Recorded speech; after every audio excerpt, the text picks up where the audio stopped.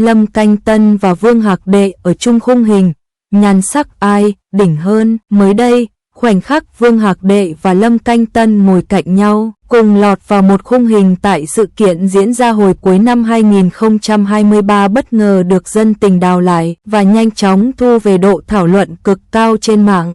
Lâm Canh Tân chặt đẹp Vương Hạc Đệ khi chung khung hình, nhan sắc đúng đỉnh của chóp. Ảnh 1, Vương Hạc Đệ và Lâm Canh Tân chung khung hình. Mặc dù có sự cách biệt về tuổi tác, Vương Hạc Đệ với mái tóc trắng nổi bần bật, tràn đầy sức trẻ, còn Lâm Canh Tân lại trầm ổn và giản dị hơn. Thậm chí, nam diễn viên không cả make-up khi đi sự kiện, nhưng điều đó lại khiến anh trông càng nam tính và cuốn hút hơn trong mắt khán giả. Lâm Canh Tân áp đảo nhan sắc dù chung khung hình với Vương Hạc Đệ. Một số bình luận của cư dân mạng bình thường thích nét của Vương Hạc Đệ, nhưng lần nét xin phép được chọn Lâm Canh Tân nhé à, nhìn giản dị mà vẫn hút mắt ghê. Nhìn tấm hình này xong chắc không còn ai chê Lâm Canh Tân bên câu chuyện hoa hồng xấu nữa đâu, nhỉ, hu hu, cụ, đẹp ghê. Nhìn hai người khác nhau quá nhiều, một người trang điểm kỹ từ chân tóc, một người chỉ hơi có mà chuẩn men luôn. Em là em thích người sau nhé à. Có tuổi mà vẫn phong độ người thế này, thiết nghĩ Lâm Canh Tân thời bằng tuổi Vương Hạc Đệ chắc đẹp lắm luôn. Lâm Canh Tân không cần son phấn lụa là nhưng vẫn đẹp, nhức nách. Tôi cũng mê Đệ, Vương Hạc Đệ, nhưng khung hình này, tôi xin chọn, cụ, Tân, men quá trời men. Lâm Canh Tân sau siêu phẩm cổ trang Giữ Phượng Hành và mới đây là câu chuyện Hoa Hồng, hợp tác cùng Lưu Diệc Phi. Tên tuổi của anh đã nóng nay lại càng thêm nóng. Tuy nhiên, nếu nhân vật Hành chỉ ở Giữ Phượng Hành được dân tình yêu quý bao nhiêu thì sang câu chuyện Hoa Hồng, hình tượng người chồng gia trưởng, thích kiểm soát, nhu nhược, không có chủ kiến do Lâm Canh Tân đảm nhận lại bị ném đá nhiều bấy nhiêu. 02 hé lộ lý do Lâm Canh Tân nhận lời làm chồng Lưu Diệc Phi. Tưởng ngớ ngẩn nhưng lại rất hợp lý, cơ duyên đưa Lưu Diệc Phi và Lâm Canh Tân nên duyên vợ chồng được hé lộ.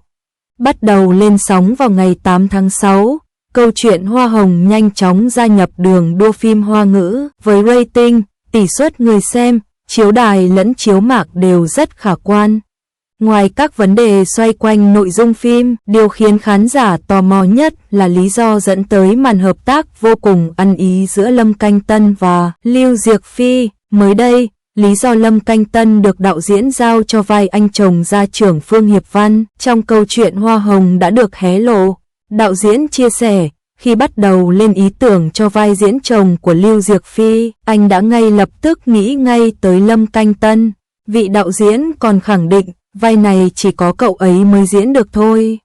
Khi Lâm Canh Tân và khán giả tỏ ra thắc mắc, đạo diễn phim mới hóm hỉnh trả lời, vì khán giả mắng không lại cậu. Lý do sau đó được giải thích rằng vai diễn chồng của Lưu Diệc Phi chắc chắn sẽ bị khán giả chỉ trích rất nhiều. Có lẽ chỉ Lâm Canh Tân mới có thể phản pháo lại được những bình luận ác ý đó. Được biết, Lâm Canh Tân nổi tiếng là một nam diễn viên thẳng thắn, không ngại đáp trả những bình luận ác ý, vô căn cứ nhắm vào mình và bạn diễn. Mỹ Nam từng có thành tích nửa đêm, giao lưu với anti-fan trên Weibo, một mình anh có thể làm cả một nhóm người quá khích ngậm ngùi im lặng thoát ra.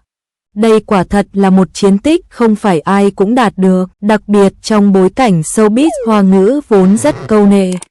Câu chuyện Hoa Hồng chuyển thể tiểu thuyết của Diệc Thư, xoay quanh đời sống tình cảm, công việc của Hoàng Diệc Mai và những người xung quanh.